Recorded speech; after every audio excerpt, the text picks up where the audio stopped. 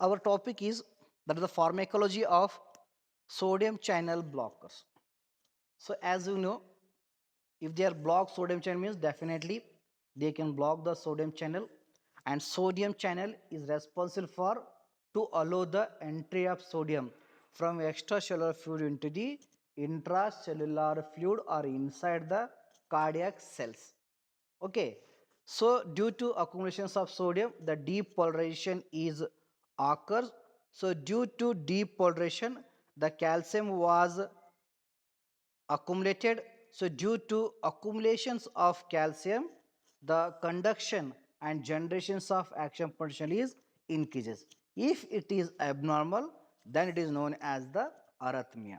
And here the sodium channel blockers, so they are block the sodium channel and they are inhibit the entry of sodium inside the cardiac muscle or inside the SA node or pacemaker cell.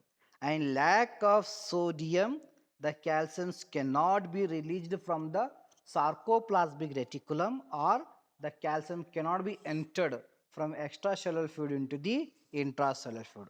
And lack of calcium, the action potential do not generated or it do not conduct from SN node to AV node. So like that, the firing capacity or the conductions of impulses, so those are responsible for to cause of arrhythmia. So that was decreases by use of the sodium channel blockers by decreasing the accumulations of the sodium ion. So this is the mechanism of the sodium channel blocker. So they can block the entry of sodium into the cell. Lack of sodium, so there is no depolarization. And second, so they are decrease the automaticity. Automaticity means the SA node, they do not depend upon the CNS. So maximum organ, so their activity was depending upon the impulses. So those are came from the CNS. The action potential, if reaches to the organ from the CNS or ANS, so then only, so these organs are work. But here the heart, especially SA node cells or pacemaker cell, they do not depending upon the action potential. They can came from the brain or CNS. So they having their own capacity to generate the action potential. So that was known as the automaticity. And automaticity is mainly depending upon the infiltrations of sodium from the leakage sodium channel. Certain sodium channels are categorized as the leakage sodium channel due to any stimuli. Without any stimuli, without any changes, some sodium ions, so they are leak into this acid node. So when it reaches maximum threshold, then so they are generate the action potential. So that condition was known as the automaticity. And here the sodium channel blocker, so they are decrease the automaticity, so then they are helpful for the treatment of the cardiac arrhythmia. So as the comparison between class 1A, class 1B and class 1C is the class 1 regarding on the automaticity, so they are decreases in all cells like SA node, AV node, Purkinje fiber, then as well as the AV bundle. So these are decreases the automaticity. But class 1B drugs, so they are only decrease the automaticity in the Purkinje fiber, not in the other cells. So due to that, the class 1B was helpful for the or commonly used for the treatment of the ventricular tachycardia. So ventricular tachycardia is one of the type of the arrhythmia. So that was decreases overactivity of the ventricles. And here the class 1B drugs, so they only decrease the automaticity in the that is the Purkinje fibers. And Purkinje fibers are only are there. So they are responsible for the contractions of the ventricle. So here due to that only the class 1B from the sodium channel blockers, so they are employed for the treatment of the ventricular tachycardia. But regarding the 1C, sometimes they can decreases the automaticity and sometimes so they are increases the automaticity. Then regarding the action potential, so the class 1 drugs, so they are prolonged action potentials. That is the generations. Okay, So due to delay in the action potential, automatically the heart rate was decreases. Okay, then the class 1b, they can shorten the duration of action potential. Then class 1c, so there is no effect on the action potential. So regarding the depolarization, so the class 1, so they can decreases the phase 0 depolarizations.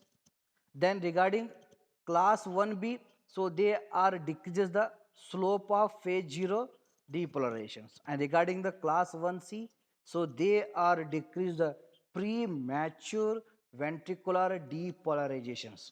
Okay, so due to that, once again, so due to this property, the class 1c is also helpful for treatment of the ventricular tachycardia. So that was occurs due to generations of the premature action potential. So before filling the heart, so before reaching the threshold, the ventricles, so they are involved in the generations of own action potentials, that is with the help of the Purkinje fibers. So due to that, that was responsible to cause of the arrhythmia. So that was blocked or treated by the class 1c. Then regarding on the potassium channel, so class 1a, so they blocks the potassium channel, and class 1b, so they are opens the potassium channel, and class 1c, so they have no effect on the potassium channel. So regarding example, class 1a is quinidine and procainamide. Then class 1b, that is the lignocaine, phenytoin. Then class 1c, encanide and flecainide. So already you know quinidine is actually anti-malarial drug, and as well as it is helpful for the treatment of the cardiac arrhythmia due to blocking of the sodium channels. Regarding lignocaine, it is a anesthetic drugs, so they are inhibit the conductions of impulses from one cell to the another cell, or from cell to the organ, or organ to the brain, that was depending upon the sharing the message. So that was conduct. So due to lack of connection or communication between brain and organ, the anesthesia was occurs by use of the lignocaine. And here lignocaine, they produces the local anesthetic effect by blocking the depolarization. So due to that phenomena, the lignocaine is also used in the treatment of the arrhythmia, because were also over activations of the sodium channel, the arrhythmia was produces.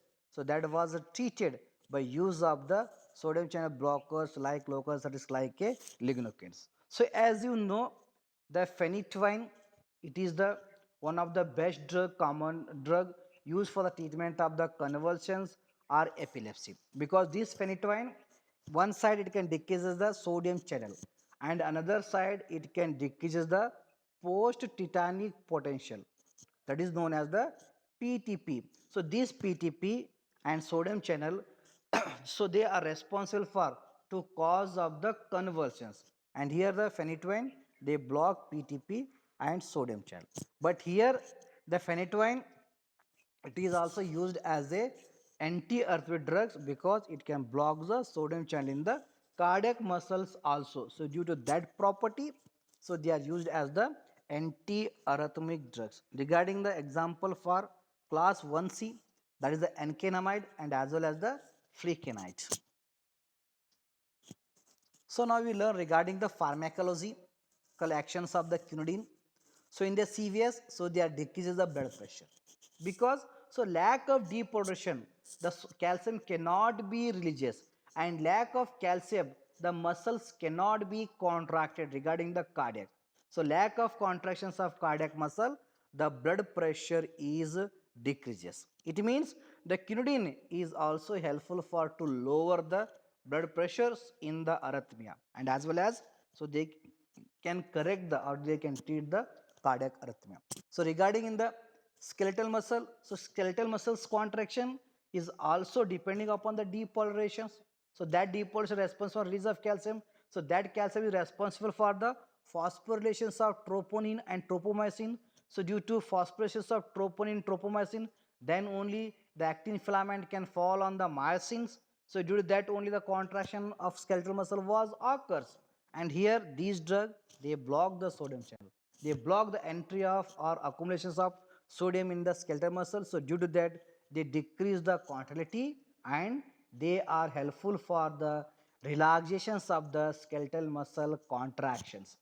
Okay, so then Regarding on the CNS, so they are, it is a chemical irritant in nature, that is especially quinidine. So due to irritancy or irritant in nature, it can produce the nausea, vomiting, ringing in the ear, then as well as vertigo, dizziness, usual disturbance, and as well as the mental changes can be occurred due to its chemical in nature or toxicity in the CNS. So regarding the uterine muscle, so here the quinidine, it can show the opposite effect. Where in the uterine muscle, it can cause the contraction. So due to that, so those female or women, if the woman's having cardiac arrhythmia and as well as she is on the pregnancy, so where you do not use the quinidine for the treatment of the arrhythmia.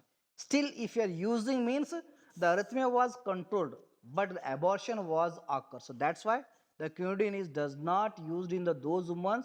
So they are in the pregnancy, along with they are suffering from the arrhythmia. So during the pregnancy, if you should be avoid the quinidine. So regarding the quinidine, it is also having the anti-malarial effect, and it is the choice of the drug or first line drug used against the treatment of malaria. So that was caused by the Plasmodium falciparum. So regarding the pharmacokinetics, so that is a well observed by oral route, and 80% of the quinidine administered, so that was bound with the plasma proteins regarding quinidine. So that's why you can take the precautions when you using quinidine along with the other drugs. So those drugs, so they are bind with the plasma proteins. If you still you are using means, then the protein binding capacity of quinidine or that drug was decreases, then the toxicity can be occur. So that's why the quinidine is always avoid along with the other drugs. So those drugs is also bound with the plasma proteins like warfarin, heparins, or many other drugs are there. So they are highly bind to the plasma proteins. If you are still using, then the person was suffering from the toxicity of the particular drug.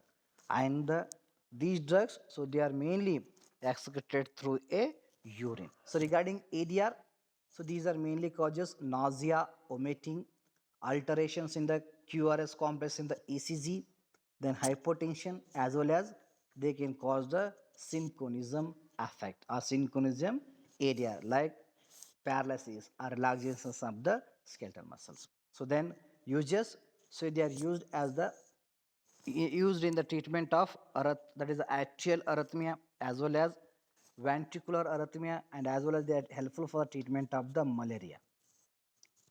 So now we learn regarding the, so sympathetic inhibitors, so they are also known as the beta blockers. Already you know, founded the pharmacology in the last year as well as in the last chapter regarding antihypertension, anti-anginals, or many drugs are there.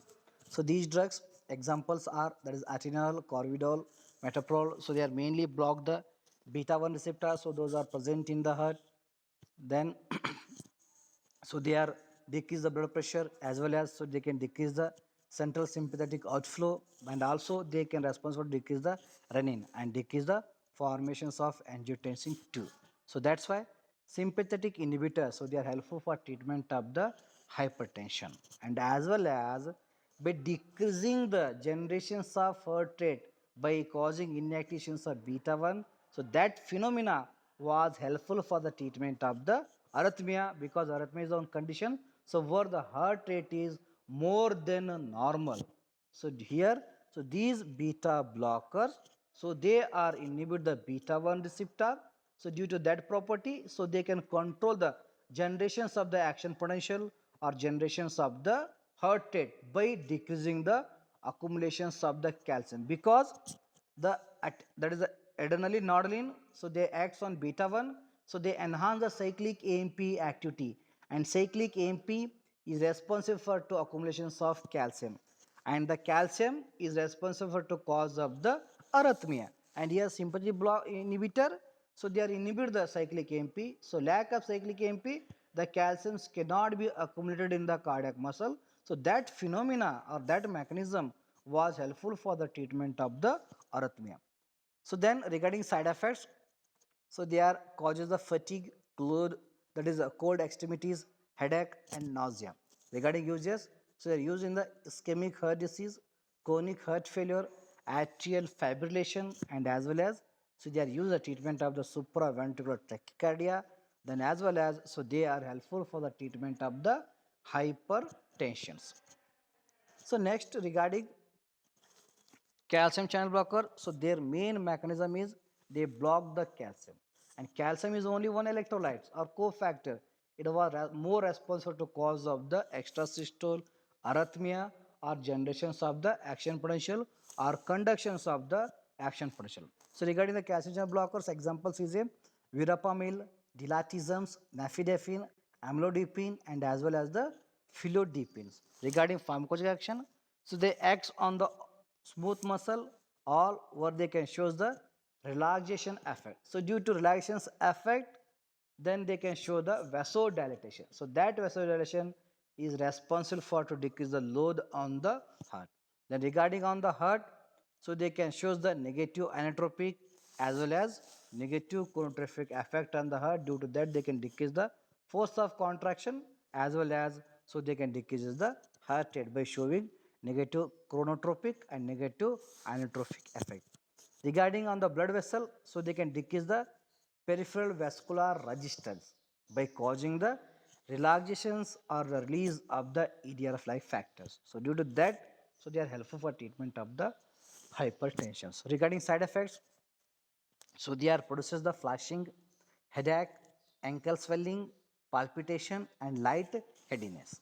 But uses, so they are used as a angina, used in the angina pectoris, then hypertension, as well as, so they are used the paroxysmal supraventricular tachycardia. So that proximal supraventricular tachycardia, it is occurred due to infraction or scar. For example, it is a heart, it is a pathway of the impulses like that. So it can reaches from SA node to AV node in the three pathway. Okay, from the AV node, it can reaches to the AV bundle, then AV bundle to the Purkinje fiber. If any infraction in the ear, okay, so this action potential generated, it can stop here only. It can take the reverse directions.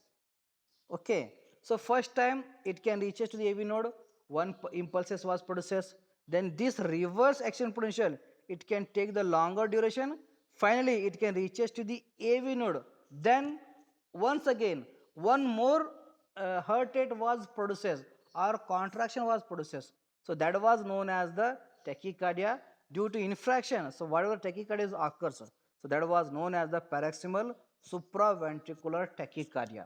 So that was treated with the help of the calcium channel blocker, because so this conduction was depending upon the only calcium. If you are cutting the calcium in, so this action potentials cannot be reversed to the AV node. It cannot take the direction. Okay, so that's why the calcium channels drugs are the popular, commonly used for the treatment of the paroxysmal supraventricular tachycardia. So regarding the side effects, the flushing and headache was the common. That is also you can concentrate. So regarding the treatment of arrhythmia, the first, so they are used with the calcium channel blockers. Then if it is not controlled, then they can add the another drug from the beta blocker.